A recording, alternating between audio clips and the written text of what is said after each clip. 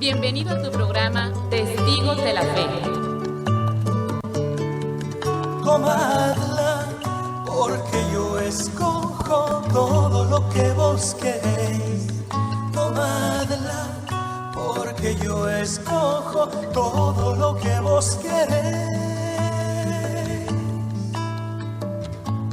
Si vives santamente, morirás santamente.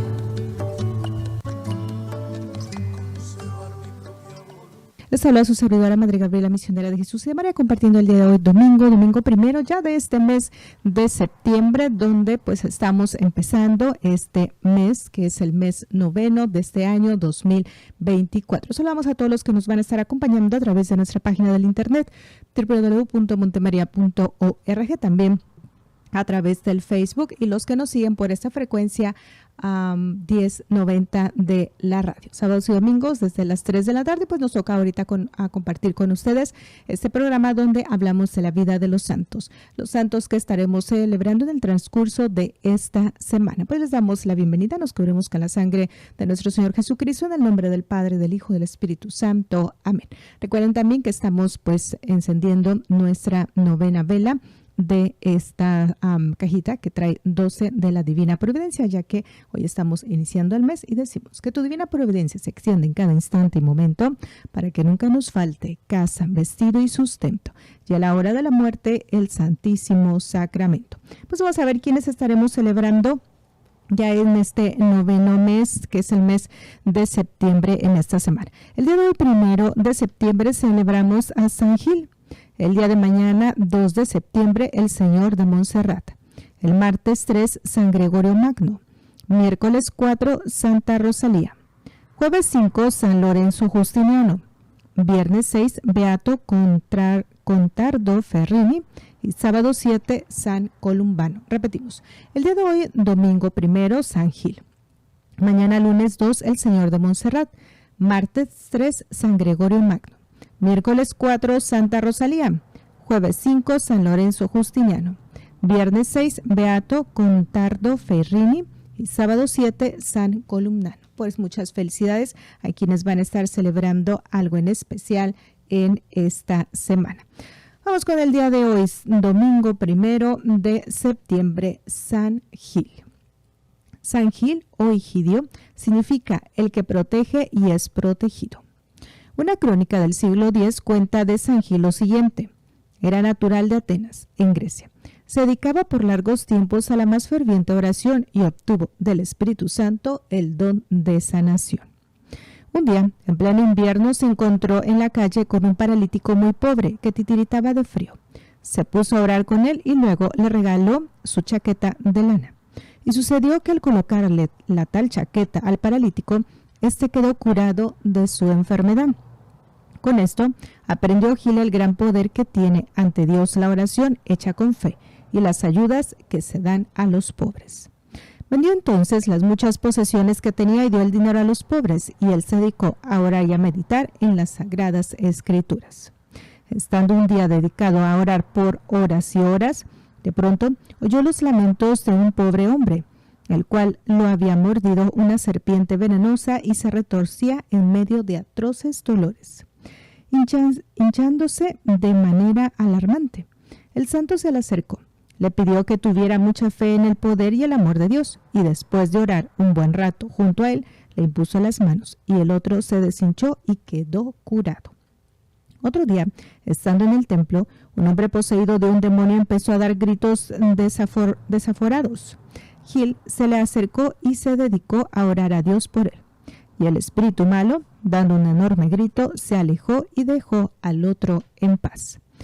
Pero estas sanaciones físicas y espirituales empezaron a complicarle la vida porque todo el mundo lo buscaba para pedirle que orara por enfermos y poseídos de malos espíritus, y le rendían muchos honores como un gran santo, con grave peligro de que él se llenara de orgullo. Dispuso entonces a alejarse e irse a vivir a un sitio solitario dedicado a la oración y a la meditación. Se subió a un barco en Atenas y se fue hacia Marsella, en Francia. Durante el viaje estalló una horrible tempestad. Él reunió a los pasajeros y marineros y se dedicaron a rezar juntos con fe, y la tempestad se calmó. Luego, al llegar a Marsella, se hospedó en la casa de una mujer muy piadosa y de pronto oyó unos gritos angustiosos. Preguntó qué era aquello y la buena mujer le contó que era su hija, que padecía de espantosos dolores por la artritis. Gil se le acercó, la invitó a orar con gran fe, le impuso las manos pidiendo la intervención del Espíritu Santo y la enferma quedó curada. Ante esta noticia empezaron a llegar muchas personas a pedirle curaciones y él se retiró a una región deshabitada junto a un río a dedicarse a la oración. Y allá, en esa soledad, encontró a otro monje de su mismo país, Grecia, ya anciano y muy especializado en la oración y en la meditación.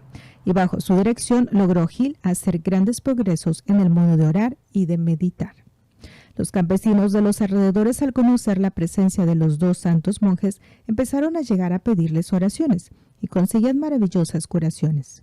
Gil decía siempre que todo se debía únicamente a las plegarias de su anciano maestro instructor. Pero un día llegaron unos campesinos a pedir la sanación para un enfermo grave y el monje anciano no estaba ese día por allí. Gil le rogaba que aguardaran a que el otro llegara, pero ellos le decían que confiaban en su oración y en su don de sanación. Al fin, ante tantos riesgos, le impuso las manos, rezando con mucho fervor, y el enfermo quedó completamente sano. Este hecho maravilloso hizo que se extendiera su fama por toda la región y él, ante el peligro de una demasiada popularidad, se despidió de su anciano amigo y se fue a orar a otra región más solitaria y alejada. Y sucedió que allá donde Gil se fue a vivir no había casi nada que comer. Y un día permitió Dios que llegara junto a su cueva una cabra, la cual se hizo amiguísima del santo y durante mucho tiempo le proporcionó leche y muy saludable para su alimentación. Pero sucedió que un día el jefe político y militar de esa región estaba de cacería por esos montes y sus perros persiguieron furiosamente a la pobre cabrita. Esta alcanzó a correr a gran velocidad hacia la cueva donde el monje estaba en la oración y los cazadores, al verla entrar allí, dispararon una flecha. El santo levantó el brazo para proteger al animalillo, pero la flecha se le clavó en la mano. Y al llegar el jefe de la expedición quiso curarlo de su herida, pero él respondió: «Déjeme así, que esta herida me sirve para pagarle a Dios mis muchos pecados». Y tal herida lo acompañó desde entonces hasta su muerte, y le servirá para pagar pecados propios y ajenos. El jefe aquel se encariñó mucho por San Gil, porque le parecía que era un verdadero hombre de Dios. Empezó a llegar a visitarlo y a pedirle consejos y le ofrecía montones de regalos, pero el santo nunca aceptaba.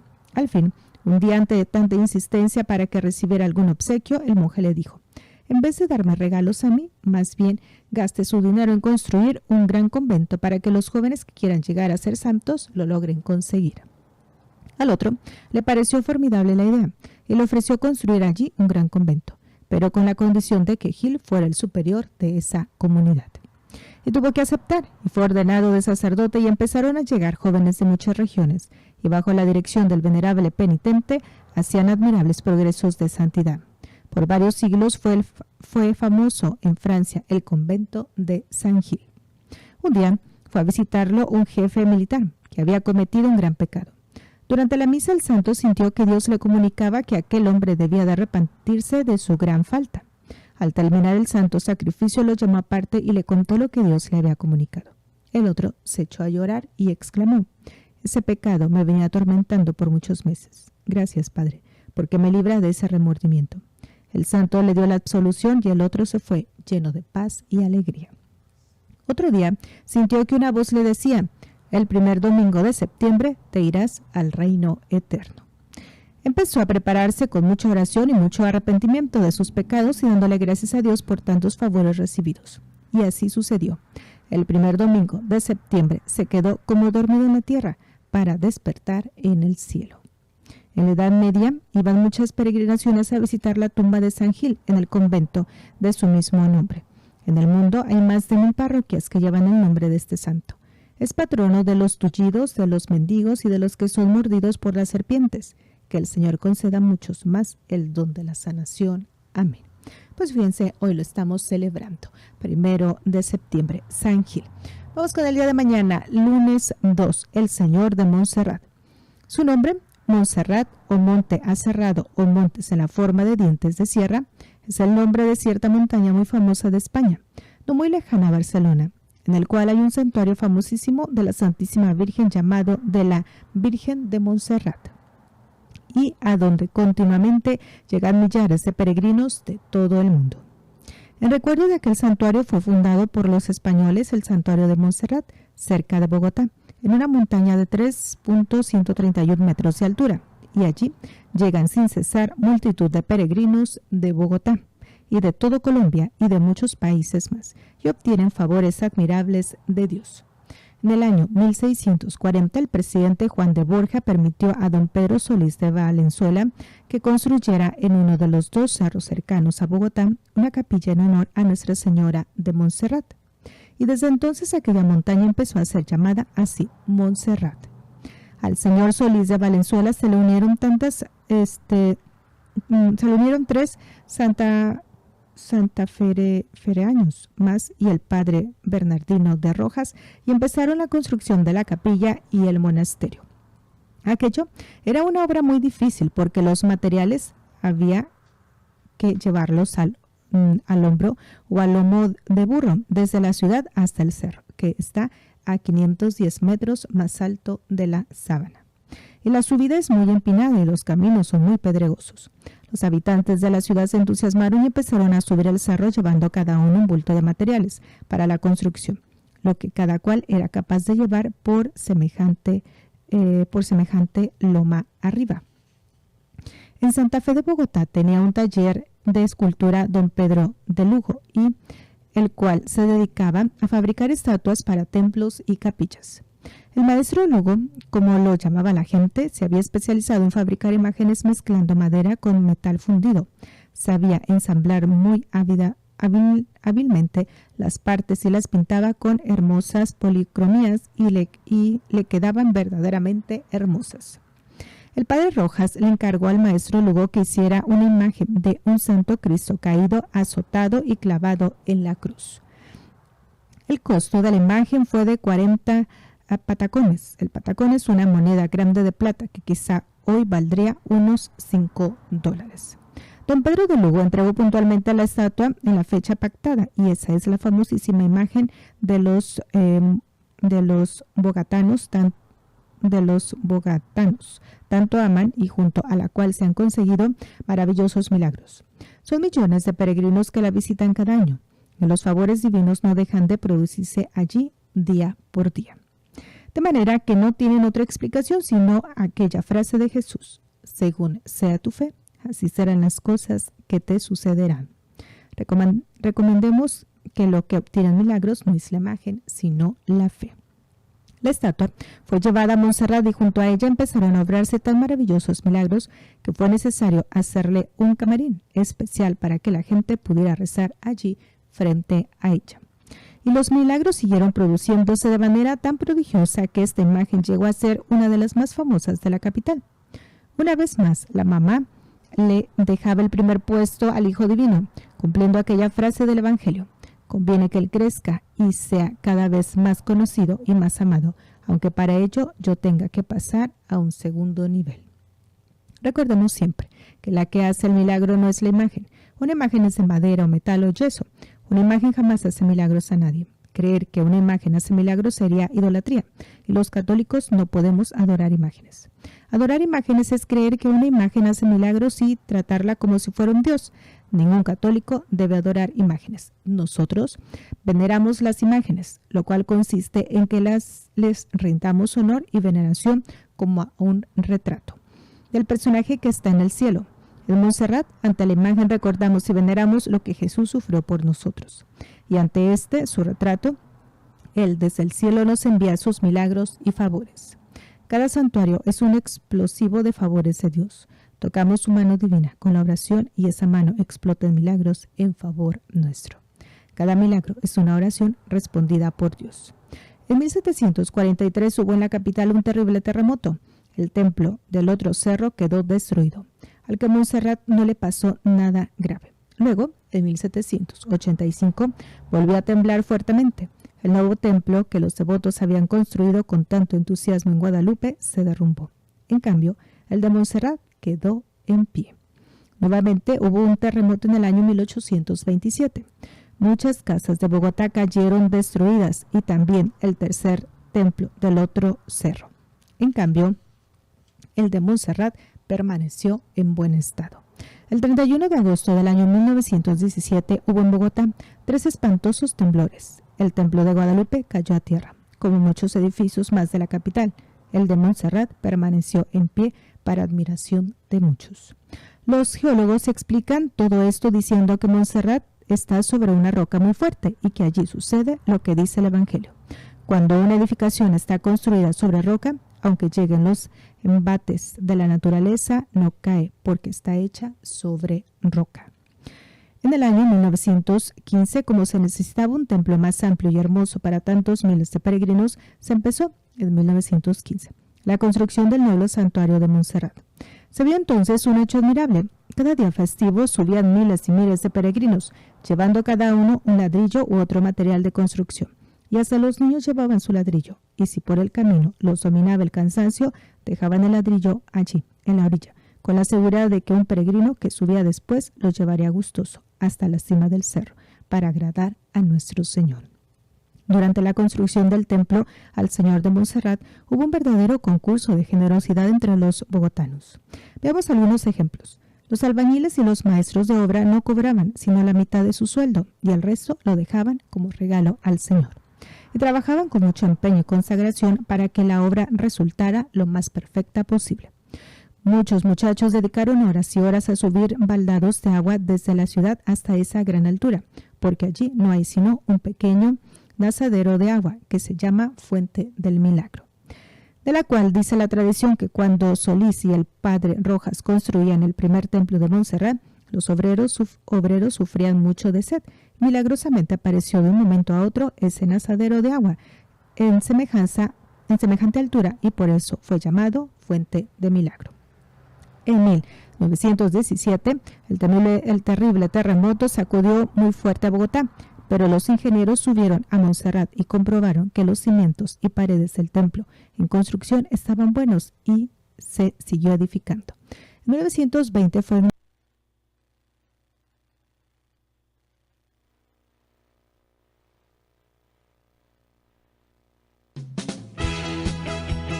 inaugurado un nuevo y hermoso templo al cual suben a rezar centenares y miles de peregrinos.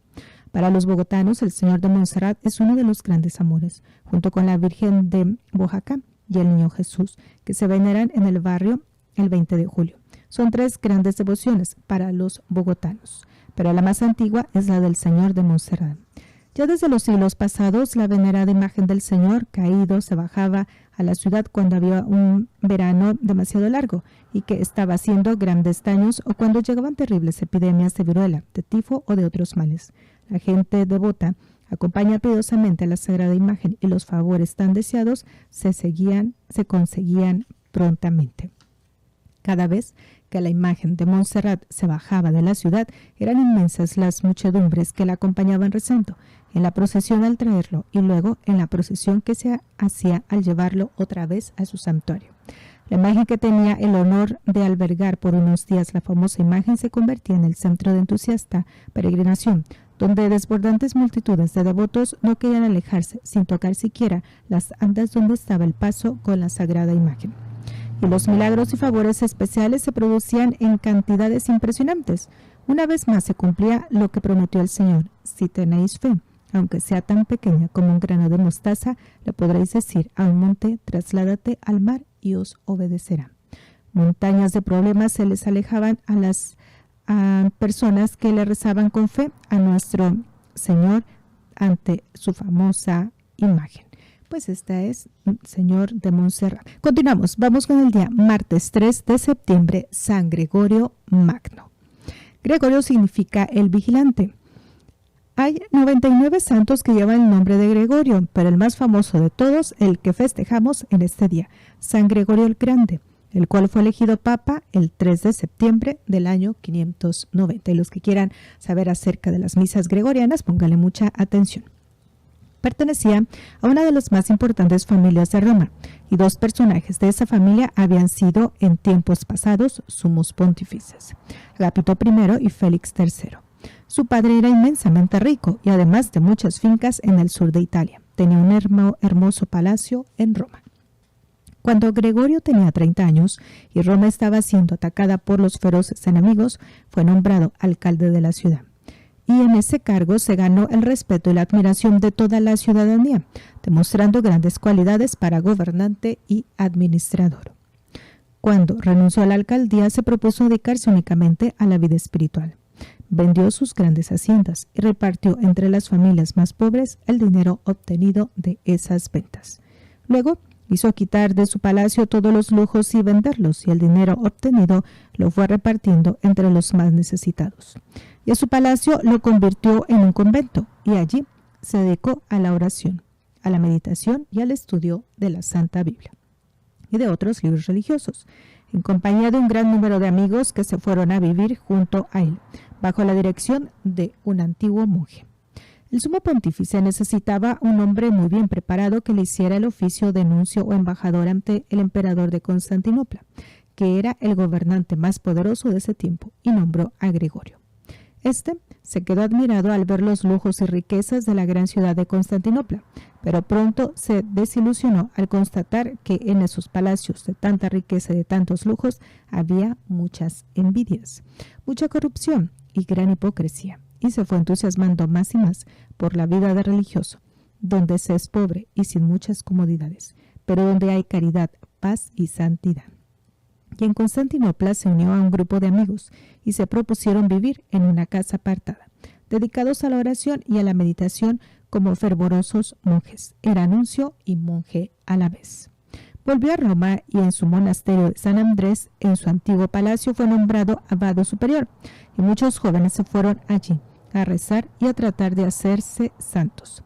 Pero sucedió que en este tiempo murió el Papa Pelagio II, y el pueblo aclamó a Gregorio como nuevo pontífice. Él quiso salir huyendo, disfrazado de campesino, porque no se creía digno de tan alto cargo. Pero la gente lo reconoció por el camino y lo hicieron volver a Roma, y lo coronaron como nuevo papa. Ha habido 16 pontífices que han llevado el nombre de Gregorio, pero este ha sido el más famoso de todos ellos, y por eso la Iglesia lo ha llamado Gregorio Magno, o sea, el Grande. Es difícil encontrar otro papa que haya logrado ejercer tanta influencia por tantos siglos en la Iglesia Católica como San Gregorio Magno. Antiguas tradiciones narran que yendo por un valle vio que venían unos pequeños esclavos de cabello mono y de piel muy blanca. Preguntó qué eran esos jovencillos y le dijeron son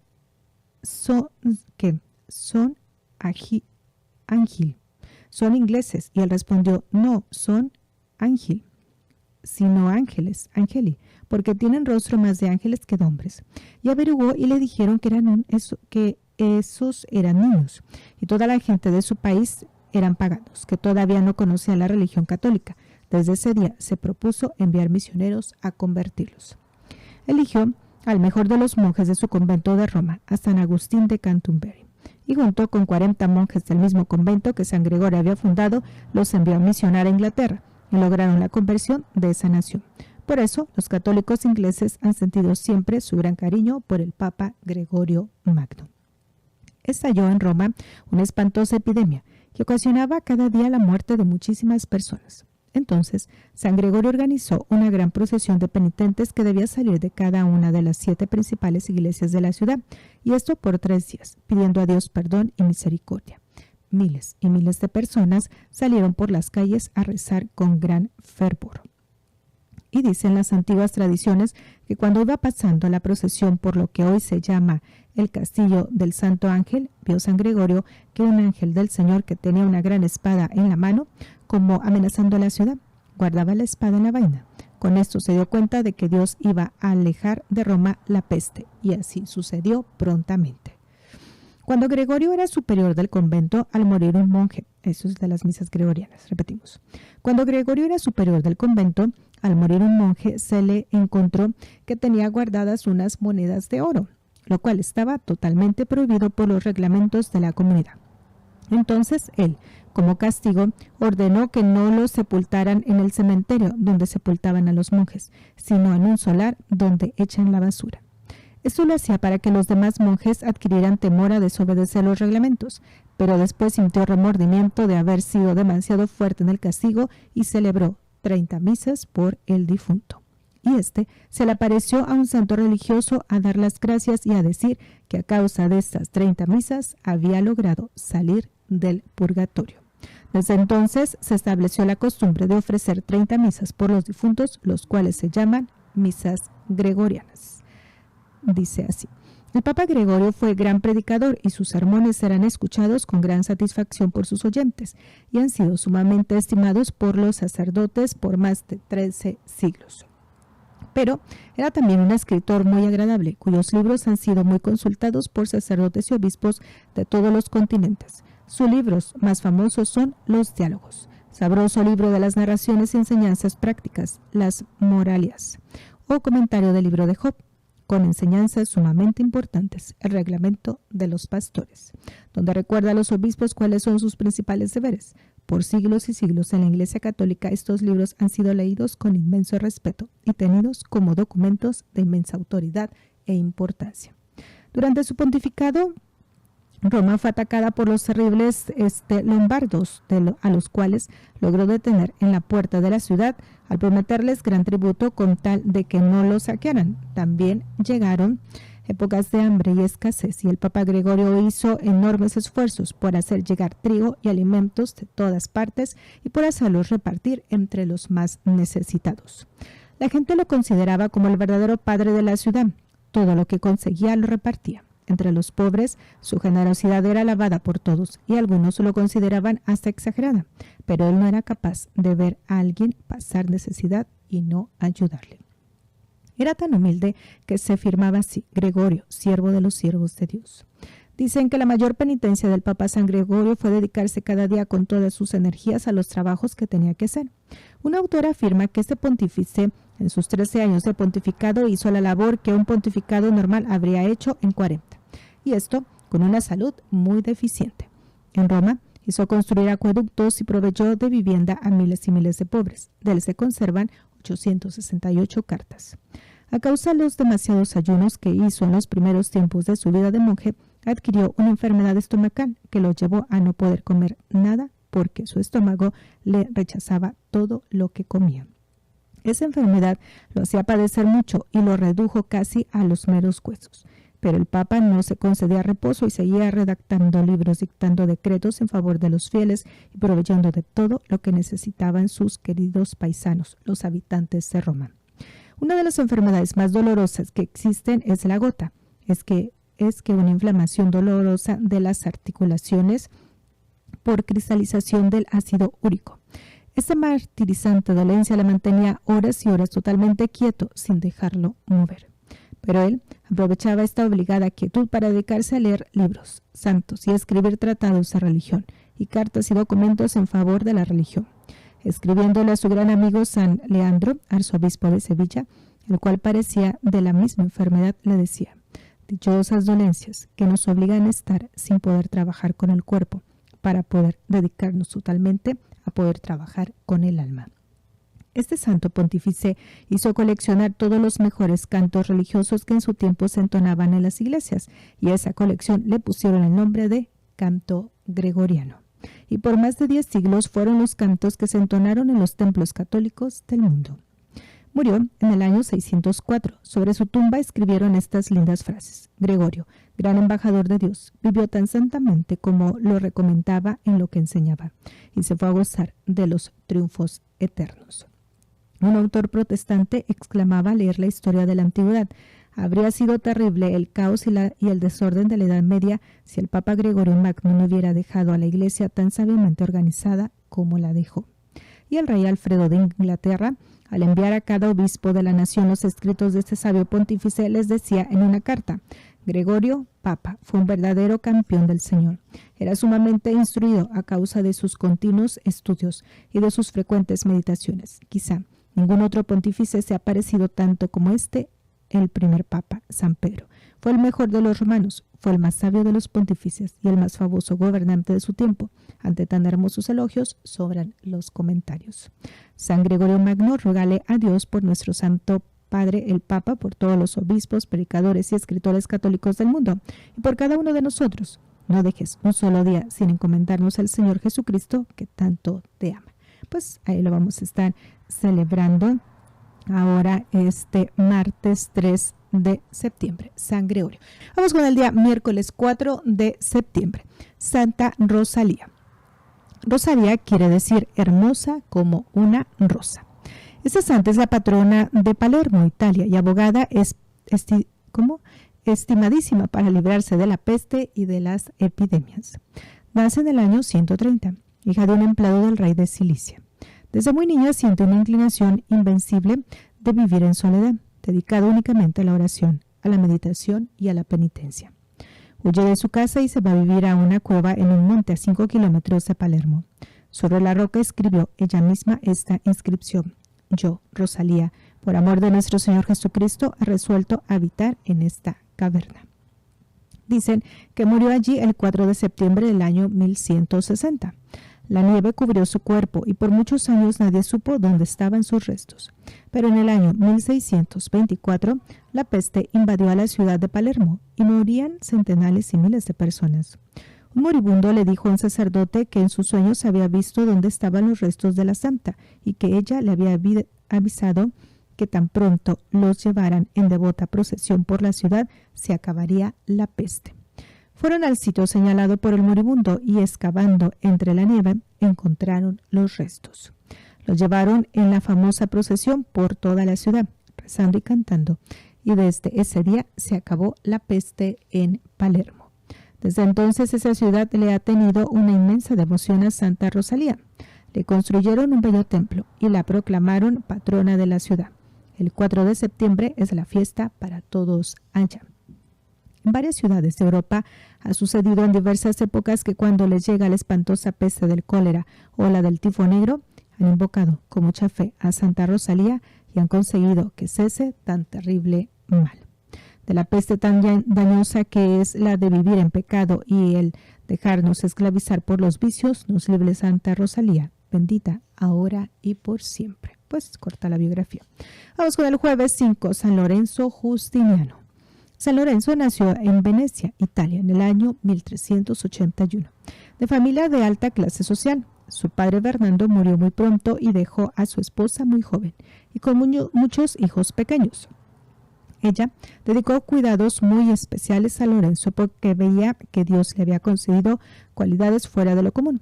Para librarlo de pensamientos de orgullo, un día la mamá le preguntó: «Hijo, ¿tú no tienes inútiles deseos de vanidad y de aparecer?». Y el jovencito le respondió: «Mamá, mi único deseo es ser un santo y tener siempre contento a Dios». A los 19 años oyó en sueños que una voz como venida del cielo le decía: «No busque tus ideales en cosas materiales o en honores y dignidades. Busca solo tener contento a Dios y verás que consuelo y que paz llegarán a tu alma». Con esto se reafirmó más y más en su propósito de tener un fin único de su existencia, el de agradar a nuestro Señor en todo. Consultando con un santo sacerdote acerca de cómo debía de comportarse, éste le dijo: «Mira un crucifijo y dígale: si me domino a mí mismo, a mis pasiones e instintos, tendré aquí en la tierra una vida dura, como la tuvo Jesús, pero en la eternidad tendré alegría y gloria y paz como la tiene Él». Desde que oyó ese consejo, Lorenzo miraba constantemente a Jesús crucificado y se proponía vencerse en todo y llevarles la contraria a sus pasiones, y se dedicó a hacer fuertes penitencias. Su madre, temerosa de que sus demasiadas penitencias le dañaran su salud, le recomendó que se casara, pero él prefirió más adherirse a una asociación religiosa y pidió ser admitido como religioso en el monasterio de San Jorge en Venecia. En el monasterio le pusieron una prueba: salir por las casas pidiendo limosna. Debía conseguir cada día cierta cantidad de víveres, y esto era muy humillante para él, que había pertenecido a una de las familias más prestigiosas de la ciudad, y se dedicó con tal generosidad a este ejercicio que lo humillaban, que un día una señora, para que no tuviera que andar de casa en casa pidiendo, mandó que le llenaran todo su morral con pan, pero él solo aceptó 3 panes, para tener así oportunidad de humillarse yendo a otras casas a pedir. Recién llegado a la comunidad sentía una gran necesidad a defenderse y excusarse cuando lo regañaban injustamente. Pero después se convenció de que era necesario no defender su orgullo e imitar a Cristo Jesús, que se callaba cuando lo acusaban injustamente. Y empezó a callar cada vez que lo reprendían sin razón y sin causa. Muchas veces tuvo que morderse los labios para no responder. Al fin, obtuvo la gracia de Dios de no volver nunca a contestar a las ofensas ni a defenderse cuando lo regañaban. Un caballero rico dispuso ir al convento a persuadir a Lorenzo de que dejara esa vida de penitencias y volviera a la vida del mundo. Pero al verlo tan alegre y oírle ponderar la gran paz que se goza en la vida religiosa, pidió él también entrar al convento. Y así, Justiniano consiguió para la vida religiosa a uno que se había propuesto sacarlo a él de ese modo de vivir. Del año 1406 fue ordenado de sacerdote y en adelante su gran amor será la Sagrada Eucaristía, la Santa Misa. Frecuentemente estallaba en llanto de emoción mientras celebraba o se quedaba en éxtasis. La gente se enfervorizaba con solo verlo celebrar. Nuestro santo tenía un gran ascendiente entre las gentes de Venecia, las cuales lo escuchaban con especial admiración. En una ocasión en que la ciudad pasaba por situaciones en extremo difíciles, él reunió a los que gobernaban la ciudad y les dijo: lo primero que tienen que hacer para que nuestro Señor se apiade y tenga misericordia de la ciudad en estas calamidades públicas es convencerse cada uno de que no es nada, porque sin esta humildad de espíritu nunca podremos merecer las ayudas divinas. Y esta era la recomendación que repetía siempre a quienes le pedían consejos para tener contento a Dios y conseguir sus bendiciones. Ser humildes, muy humildes, siempre y en todo. En 1433 el Papa Eugenio IV nombró a San Lorenzo como arzobispo patriarcal de Venecia. Él hizo cuanto pudo para que no lo nombraran, pero al fin tuvo que aceptar. Y en su nuevo cargo siguió siendo el mismo de siempre, humilde, mortificado, silencioso, limosnero, servidor de todos. La gente decía que era tanto el fervor que inculcaba a sus sacerdotes y a los fieles que su ciudad parecía un convento. Algunos le recomendaban que siendo de familia tan importante y ocupando un cargo tan elevado debía usar ciertos lujos y tener muchos servidores, y él respondía: el mejor adorno de un obispo es tener mucho amor a Dios y una gran caridad para con todos. Y en esto sí que era admirable, a todos amaba y a todos lo querían. Su palacio arzobispal era visitado cada día por centenares de personas, unos para pedir consejo y otros para recibir sus limosnas. Casi nunca daba limosnas en dinero por temor a que lo gastaran mal, pero en cambio repartía mercados, ropas, medicinas y demás ayudas en cantidades impresionantes. Casi no llevaba cuentas de los gastos que hacía y repetía que era indigno de un obispo el gastar su tiempo en hacer cuentas de dinero. Al terminar de escribir su último libro titulado Los grados de la perfección, fue invadido por la fiebre y se sintió que iba a morir. Se recostó sobre una cama dura, diciendo que Jesús también había muerto sobre un duro leño. Al saber que su arzobispo se moría, empezó a desfilar por el frente de él toda la gente de Venecia, ricos y pobres, sabios e ignorantes. Todos querían despedirse de quien los había tratado como un padre cariñoso. San Lorenzo Justiniano murió en 1455 a los 74 años de edad. Quiera Dios enviarnos muchos obispos tan santos como San Lorenzo Justiniano.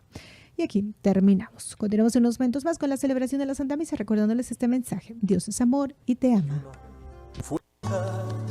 Solo me asusta una cosa, observar mi propia voluntad. Ellos ya están con Dios. Luchemos como verdaderos testigos de la fe para alcanzar nuestra meta. Gracias por dar tu vida a Cristo. Dios es amor y te ama.